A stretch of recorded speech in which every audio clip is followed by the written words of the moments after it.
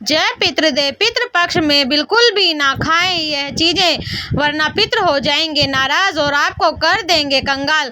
दोस्तों, सनातन धर्म में पितृपक्ष का काफी ज्यादा महत्व माना जाता है। जैसे हमारे जीवन में देवी देवताओं की पूजा का विशेष स्थान है, वैसे ही पितरों को भी उतना ही आदर और सम्मान दिया जाता है। पितृपक्ष को श्राद्ध पक्ष के नाम से भी जाना जाता है। हर वर्ष भाद्रपद मास की पूर्णिमा से इनकी शुरुआत होती है और यह पूरे 16 दिन तक चलता है। इस दौरान पितरों की स्मृति में तर्पण, पिंडदान और श्राद्ध जैसे कार्य किए जाते हैं। धार्मिक मान्यता है कि जो व्यक्ति श्राद्ध और विधि विधान से इन दिनों पितरों का स्मरण करता है, उनके पूर्वज प्रसन्न होकर परिवार को सुख, शांति और समृद्धि का आशीर्वाद देते हैं। लेकिन शास्त्रों में कुछ ऐसी चीजों का भी उल्लेख है जिन्हें पितृपक्ष के दौरान बिल्कुल भी नहीं खाना चाहिए। ऐसा करने से पितृ अप्रसन्न हो सकते हैं और जीवन में बाधाएं आ सकती हैं। आज की इस वीडियो में हम आपको बताएंगे कि पितृपक्ष में किन किन चीज़ों का सेवन वर्जित माना गया है और क्यों। लेकिन उससे पहले यदि आप भी चाहते हैं कि माता लक्ष्मी का अनंत आशीर्वाद सदा आप पर बना रहे, तो वीडियो को लाइक करें, शेयर करें और चैनल को सब्सक्राइब करके कमेंट में जय माता लक्ष्मी लिखकर अपनी आस्था प्रकट करें।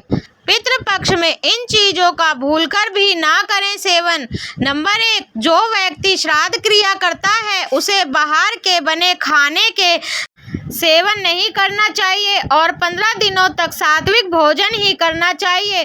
व्यवहारिक दृष्टि से देखा जाए तो बाहर के खाने में किस तरह से बर्तनों का इस्तेमाल किया जाता है, इसकी हमें कोई जानकारी नहीं होती है। नंबर 2, श्राद्ध में भोजन को लोहे के बर्तन में पकाना और परोसना वर्जित है।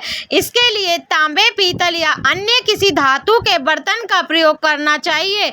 नंबर 3, पितृपक्ष में चना के सेवन भी वर्जित होता है। इस दौरान चने की दाल और चने से बना सत्तू भी खाना और खिलाना अच्छा नहीं है।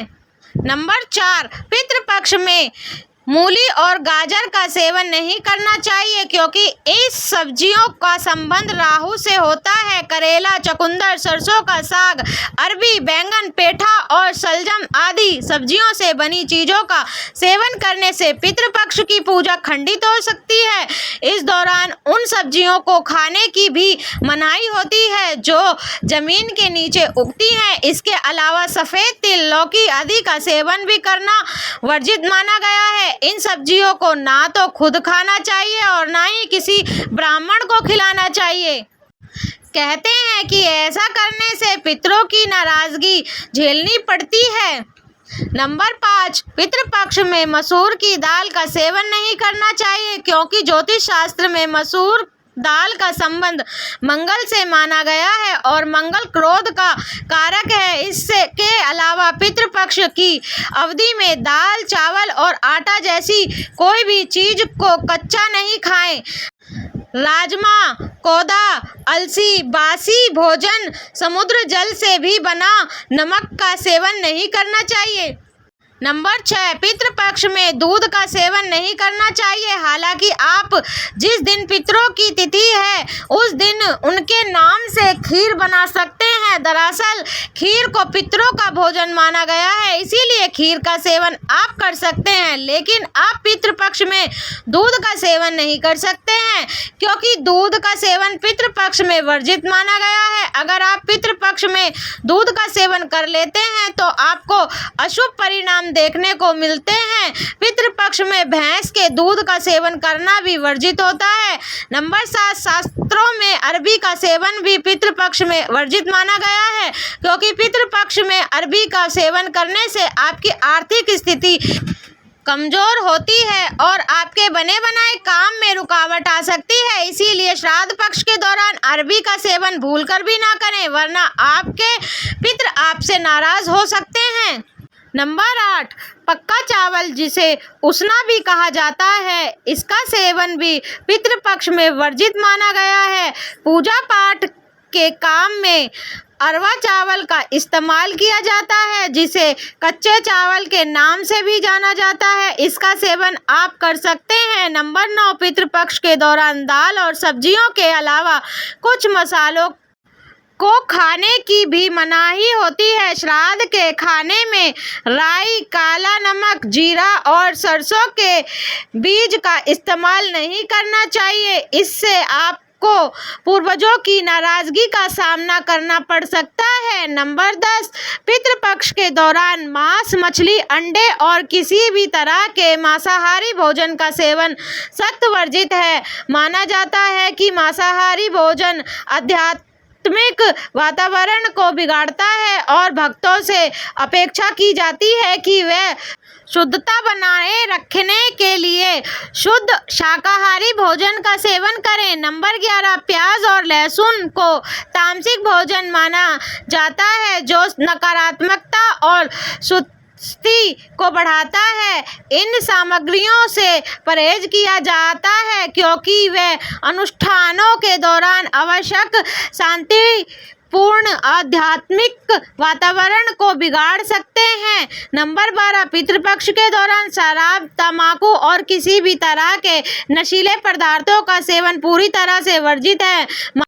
माना जाता है कि नशीले पदार्थ आध्यात्मिक प्रक्रिया में बाधा डालते हैं और शरीर को दूषित करते हैं, जिससे यह पवित्र अनुष्ठान करने के लिए अयोग्य हो जाता है।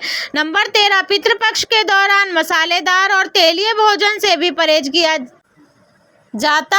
सरल सात्विक भोजन को हल्का और पचाने में आसान हो उसे प्राथमिकता दी जाती है, क्योंकि यह पवित्रता और सादगी को दर्शाता है, जो पूर्वजों से जुड़ने के लिए महत्वपूर्ण है। तो दोस्तों, ये थी वो चीज़ें जिनका सेवन पितृपक्ष के दिनों में भूलकर भी नहीं करना चाहिए। कहा जाता है कि यदि हम इन 16 दिनों में सात्विक और शुद्ध आहार का पालन करें तो पितृ प्रसन्न होकर हमें सुख, समृद्धि और अच्छे स्वास्थ्य का आशीर्वाद देते हैं। दोस्तों, वीडियो में दी गई तमाम जानकारी जनरुचि को ध्यान में रखकर दी जा रही है। ज्योतिष शास्त्र और धर्म के उपाय और सलाहों को अपनी आस्था और विश्वास पर आजमाइए।